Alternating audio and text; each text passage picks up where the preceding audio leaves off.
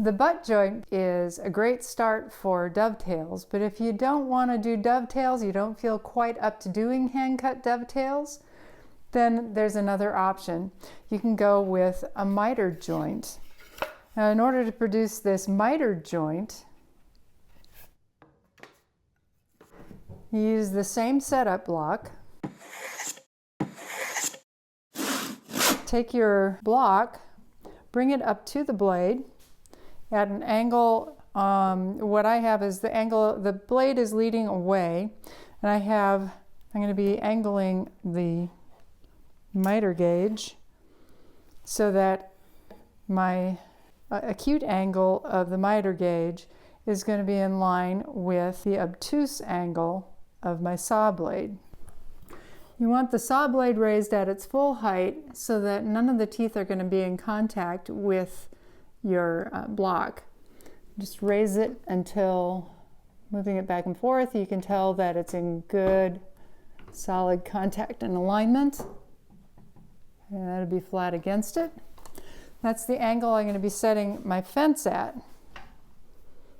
I want to leave this in place as I bring the fence up. I would set it without a fence on the block to begin with, so let me just remove this.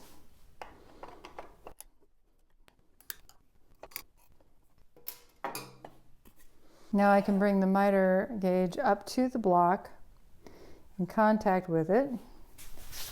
Double check that I'm still flush without any air gaps, and I still have a tiny gap.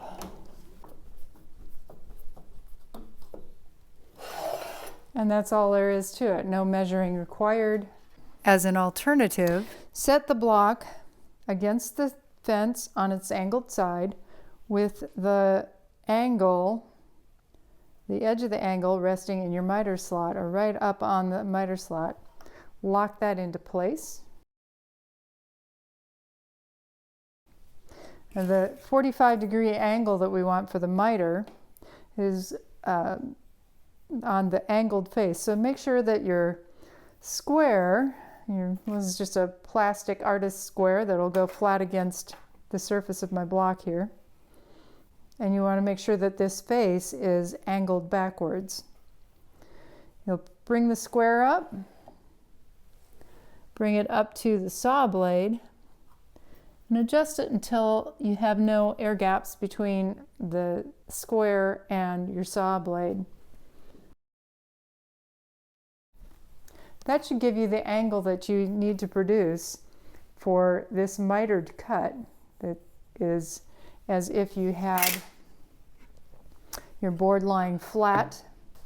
This is the board that you want to cut, an extension. You want to be cutting this off, but you can see that that angle still is the same angle. My crosscut angle is still the same angle, but what I'm adjusting now is just the saw angle to be able to cut this 45-degree correctly. Don't need the saw this high.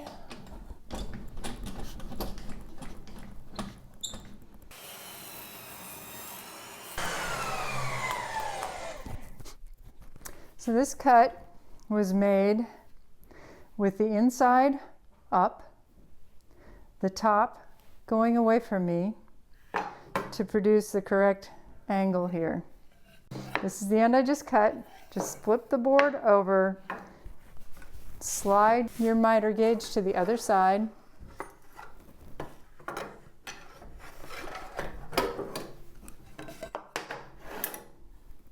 and we'll cut this other end for the opposite end. So now we have correctly cut with my board leaning backwards, angled out, insides beveled inward. Cutting the other board to match it.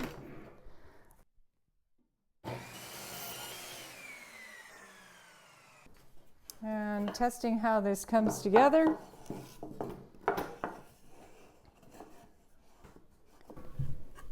Spot on. It's always good to do a test cut in case you have something a little bit off, and to make sure that your head is in the right place as far as which side is up, which side is down. If your saw blade goes in the opposite direction of mine, you're going to have to reverse the process. Just look at the angle that the saw blade is coming in for the miter cut. You want, like I said, the obtuse angle on your board with the acute angle of the saw inside up. Flip it over. For the outside, the acute angle of the board with the obtuse angle of the saw blade. And that should give you the correct miter. Now that I have this good test piece, I know that my groove is towards the outside edge to cut the far right end of the board. And this is the angle I'm going to be cutting it at. I've got everything set the correct direction, mirror image, and I should be able to cut this off. I do want to cut this snipe off, and I've got a mark here that shows me just how far over I need to be to avoid that snipe. So I'm going to start by cutting the ends off here of each of these boards. Then I need to cut the opposite end. Simply slide the board down, flip it over, cutting off right like that, which is exactly what I want. Quite easy. And right there is where I want it. Stop block would help this to keep from sliding. Keep it more right where it needs to be and make sure that everything is the same length and that it doesn't slip on me any bit. My guide isn't long enough, so now I have the two sides of the box that'll be parallel to each other this way.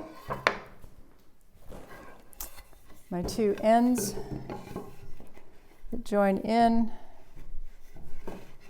with a nice 45-degree mitered corner on the ends here. Up next, shaping the handholds on the ends.